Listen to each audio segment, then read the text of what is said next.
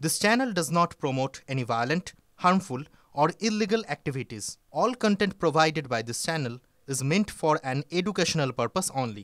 দেখুন ওই নির্যাতিতা তিনি নির্যাতনের শিকার হন কবে 28শে জুন ভিডিওটা ভাইরাল হয় কবে 30শে জুন বিকেলে শতপ্রণোদিত মামলায় জেসিবি বা তাজমুল হককে গ্রেফতার করা হয় আর অমিত মালব্য আর মোহাম্মদ সেলিমের বিরুদ্ধে এফআইআরটা কবে টাইম দেখাচ্ছে 1 জুলাই রাত 12:05 মানে আমাদের হিসেব ধরলে নর্মাল কোর্সে আমরা যেভাবে কথা বলি আমরা যেভাবে ভাবি তাতে ওই দিনই যেদিন ওই নির্যাতিতার ক্ষেত্রে ওই যেখানে শতপ্রণোদিত মামলাটা দায়ের করেছিল পুলিশ মানে 30 জুন সেদিনই বেশি রাত্রিরে মোহাম্মদ সেলিম আর অমিত মালব্যর বিরুদ্ধে এই অভিযোগটা তারা দায়ের করেছেন এই নির্যাতিতা কিন্তু মজাটা কি জানেন হিসেবের মানে ইংরেজি মতে তখন তো আর 30শে জুন নেই 12:05 হয়ে যাওয়া মানে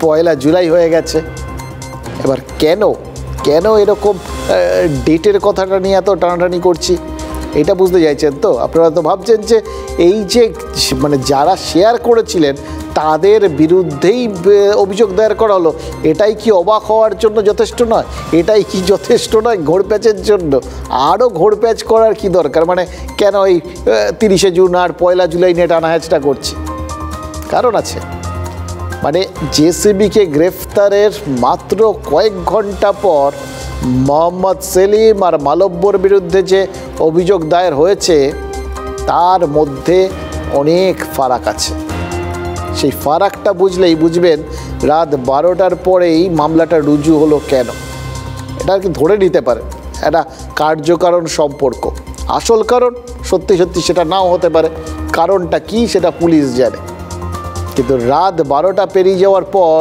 অভিযোগ দায়েরের ফল কি হলো জানেন তাজমুলের বিরুদ্ধে অভিযোগ দায়ের হলো ইন্ডিয়ান পেনাল কোডের ধারায় কারণ 30শে জুন পর্যন্ত আইপিসি কার্যকর ছিল আর মালব্য আর সেলিমের বিরুদ্ধে অভিযোগ দায়ের হচ্ছে ভারতীয় ন্যায় সংহিতার ধারায় কোনো লাভ হবে না তৃণমূল ভয় দেখিয়ে পুলিশকে দিয়ে হামিদুরকে দিয়ে ভয় দেখিয়ে করেছে এবং তৃণমূলের তাজামুল যা করেছে গোটা পৃথিবীর লোক ছবিতে ভিডিওতে দেখেছে চলমান ছবি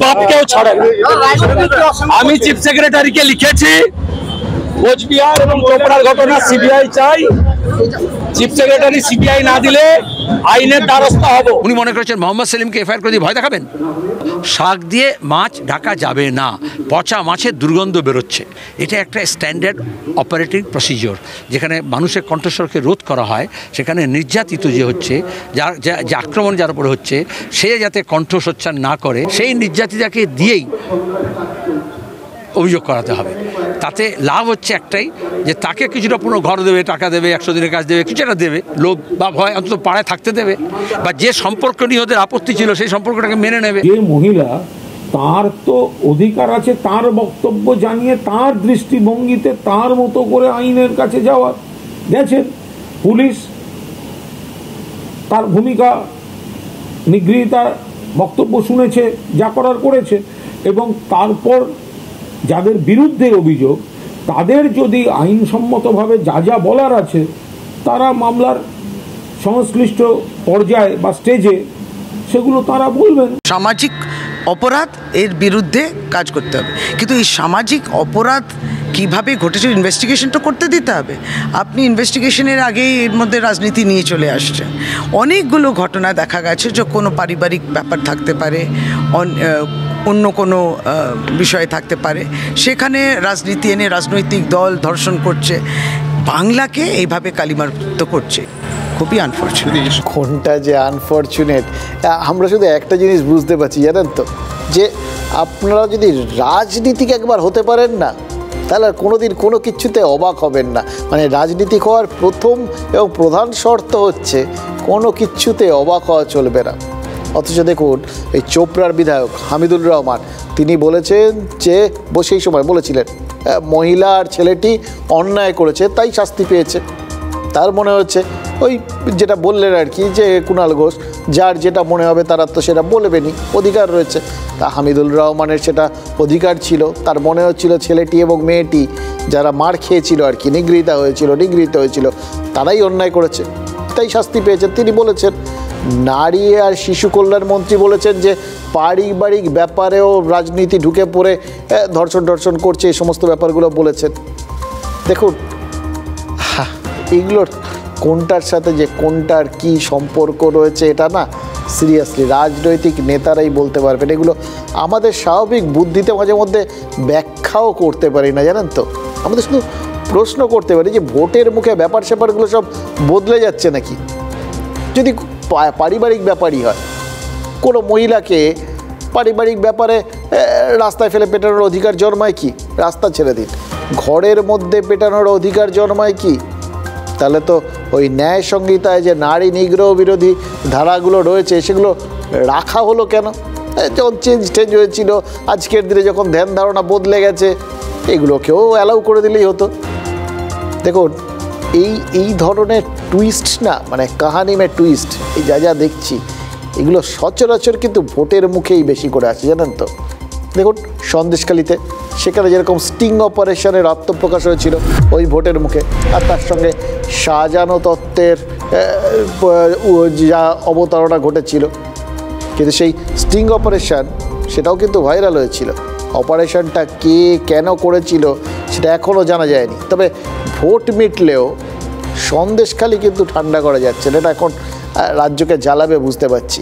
সিবিআই তদন্ত যেটা ওখানে শুরু হয়েছিল সেটা চলবে, রাজ্য চায়নি, তাই জন্য তারা সুপ্রিম কোর্টে আবেদন করেছিল যাতে ওই তদন্ত স্থগিত হয়, সেটাকে খারিজ করে দিয়েছে শীর্ষ আদালত। সন্দেশখালীর সিবিআইয়ের মামলা আটকাতে মমতা ব্যানার্জি সুপ্রিম কোর্টে গেছিল, কাপড় খেয়ে ফিরে এ তো হওয়ার কথাই ছিল।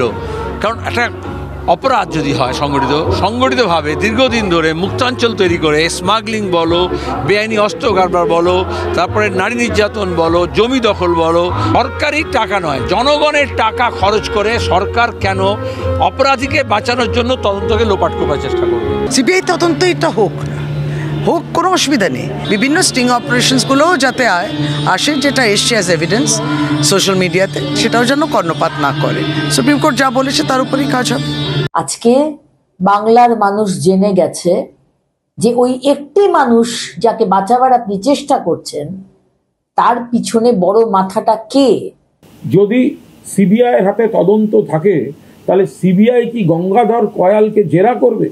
সিবিআই কি গঙ্গাধর কয়ালকে কাস্টডিতে নেবে? সুপ্রিম কোর্ট তো সিবিআই বলে খালাস। আচ্ছা, রাজ্য কি কাউকে বাঁচানোর চেষ্টা করছে?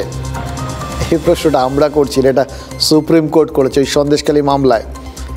আর স্পিকার বিমান বন্দ্যোপাধ্যায় বলেছেন যে মমতা বন্দ্যোপাধ্যায় পার্টির আগে মানুষের স্বার্থ দেখেন। জ্যোতি বসুরা পার্টিকে মানুষের আগে রাখতেন। এই দুটো একসঙ্গে তিনি তুলে ধরেছেন। এবার তিনটে জিনিসকে একসঙ্গে পরপর সাজান, তাহলে দুটো প্রশ্ন উঠবে।